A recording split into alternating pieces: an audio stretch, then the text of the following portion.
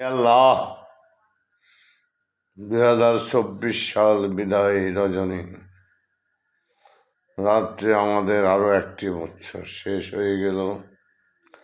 জীবনের আরেকটি বছর হায়াত কমে গেল। জানি না কোন দিন এই পৃথিবী ছেড়ে চলে যাব। জানি না কোন দিন ঘরের আপন জন রমণী বিধবা হয়ে যাবে, ছেলে সন্তান এতিম হয়ে যাবে, নিঃস্ব হয়ে যাবে সবে। চলে যাব আমি। সেদিন সময় কখন আসবে জানি না, তবে এইটুকু জানি হয়তো 1 বছর কমে গেল। জীবনের 52 বছর বিদায় রজনী। আশার আলো ক্রমান্বয়ে নিভে যাচ্ছে।